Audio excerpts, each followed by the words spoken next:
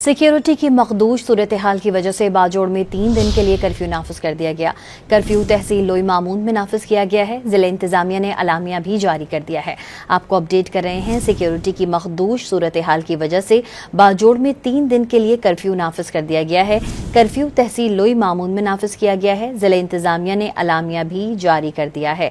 आपको बताएं कि अलामिया के मुताबिक सड़कों पर गाड़ियों की नकलो हरकत पर पाबंदी होगी। नकलो हरकत पर पाबंदी का मकसद शिद्दत पसंदों के खिलाफ कार्रवाई है। मजीद जानेंगे डॉन न्यूज पेशावर के ब्यूरो चीफ अली अकबर खान से। अली अकबर, बताइएगा मजीद क्या बताना है अलामिया में?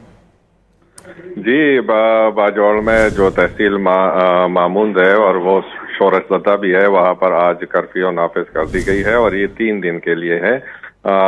31 तक ये कर्फ्यू नाफिज रहेगी और उसकी वजूहात ये बयान की गई है कि जो है मामून के 16 इलाकों में इंटेलिजेंस बेस्ड ऑपरेशन जो है वो किए जा रहे हैं और अवाम की जान और माल की हिफाजत के लिए कर्फ्यू नाफिज की जा रही है और अवाम को जो है वो तनबीह की गई है कि इन 3 दिनों में जो है अपने घरों इलाकों से ना निकले। जिला इंतजामिया की जानिब से नोटिफिकेशन जारी कर दिया गया है। अली अकबर अपडेट कर रहे थे, शुक्रिया आपका।